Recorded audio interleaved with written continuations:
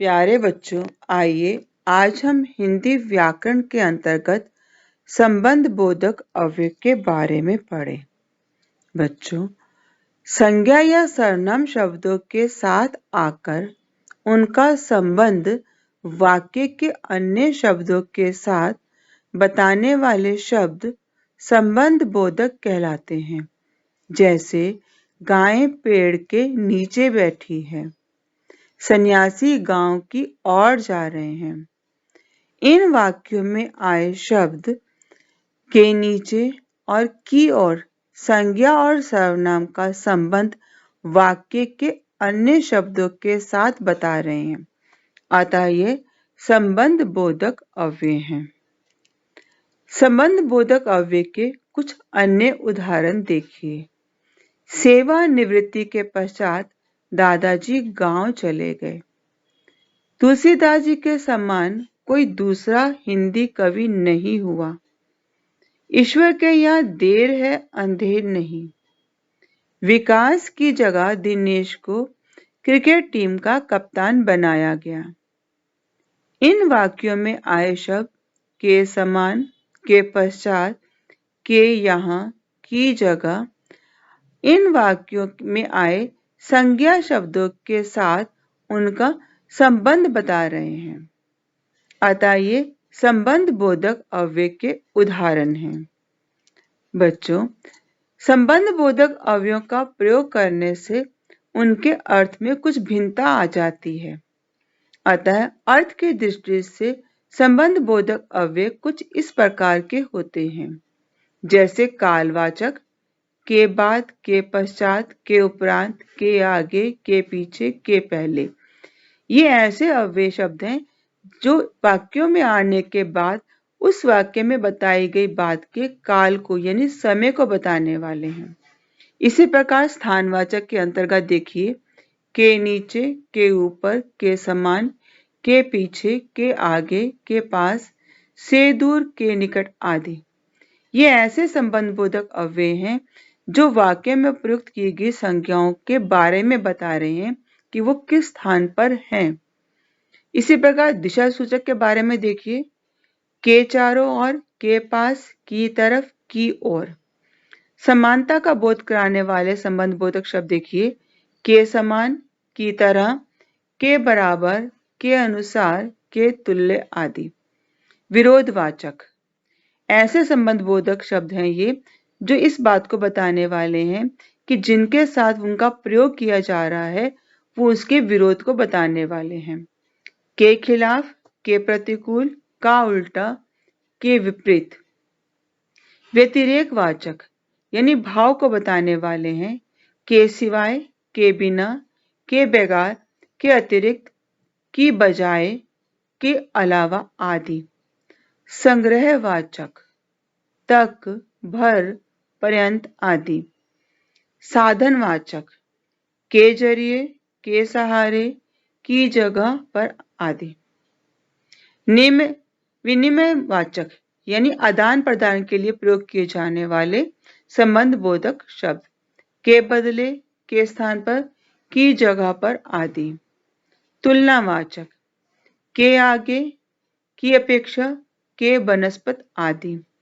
उद्देश्य सूचक संबंध बोधक देखिए, की खातिर, के निमित्त, के अलावा, के हेतु आदि। कारण सूचक के मारे, के लिए, के कारण आदि। संबंध सूचक के संग, के समेत, के से साथ आदि। यहाँ आए गए प्रत्येक संबंध सूचक शब्द जो थे वो वाक्य में प्रयोग करने के बाद अर्थ में भिन्नता ला देते हैं और स्पष्ट करते हैं कि वो किस विशेष अर्थ का बोध कराने वाले हैं।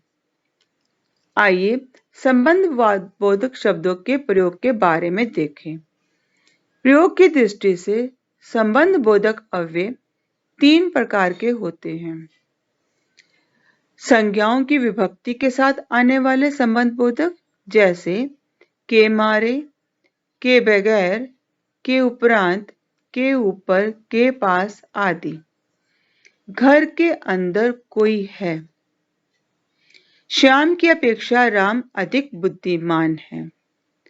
इन वाक्यों में आए संबंध बोधक अव्यय के अंदर की अपेक्षा वाक्यों में प्रयोग किए गए संज्ञा शब्दों का वाक्य के अन्य शब्दों के साथ संबंध बता रहे हैं और साथ ही ये ऐसे अव्यय हैं जो विभक्ति के साथ प्रयोग किए गए हैं।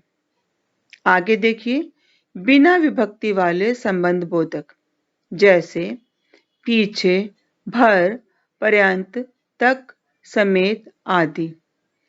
मैं शाम तक घर पहुंचने की कोशिश करूंगा। राम, सीता और लक्ष्मण सहित वन को गए।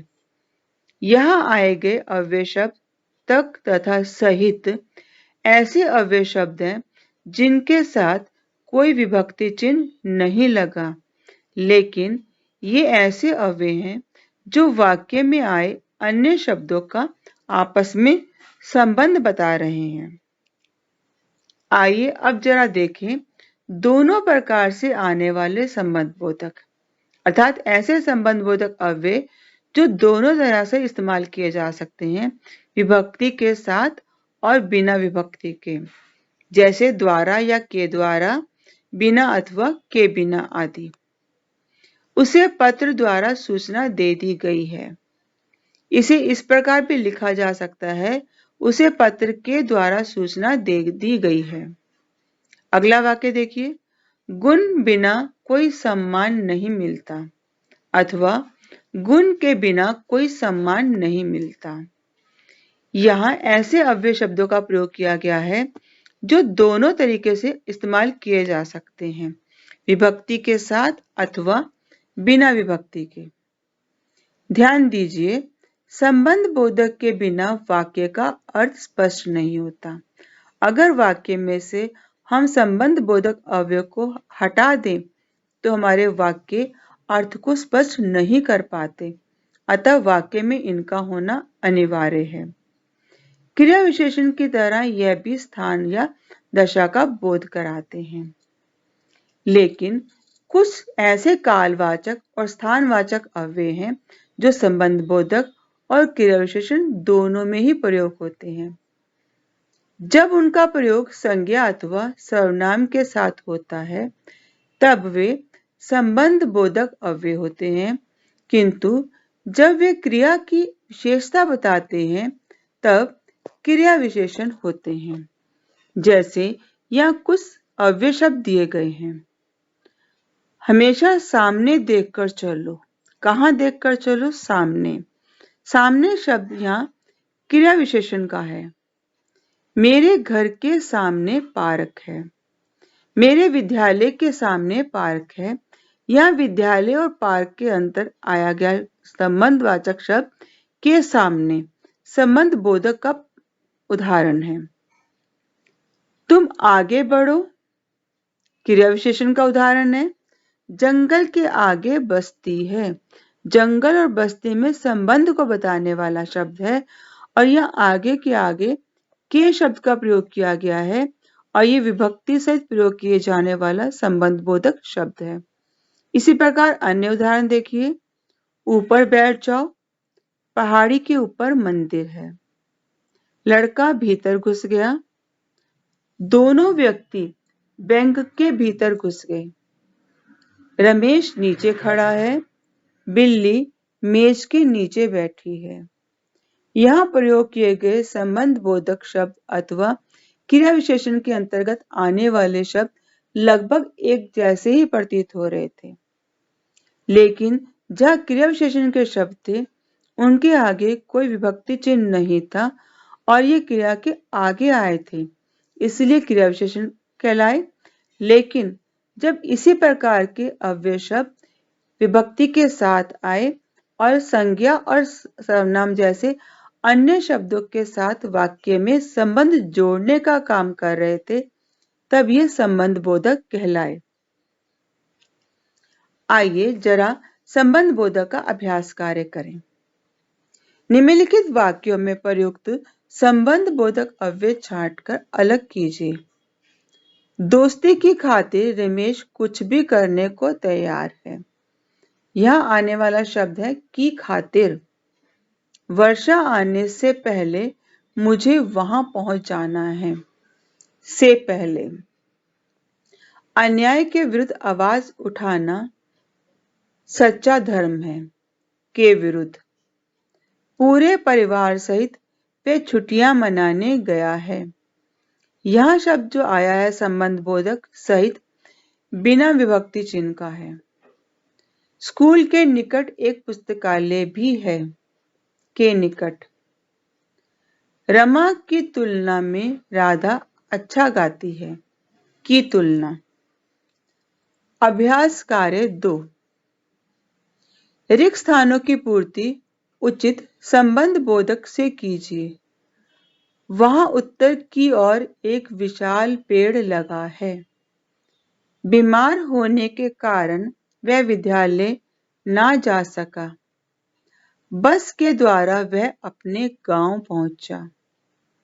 लगातार वर्षा के बाद अब तेज धूप निकल आई है। समाज के विरुद्ध जाकर कोई भी काम करना आसान नहीं है। घर के पीछे बरगद का एक विशाल वृक्ष है। बच्चों के प्रति बड़ों की जिम्मेदारी हमेशा बनी रहती है। अभ्यास कार्य 3 निम्नलिखित संबंध बोधक अवयव से सार्थक वाक्य का निर्माण कीजिए। सार्थक अर्थात ऐसे वाक्य का निर्माण कीजिए जिसका उचित अर्थ निकलता हो। शब्द दिए गए हैं के बाद, के पीछे, के सामने, के सहारे, के आसपास, के जैसा।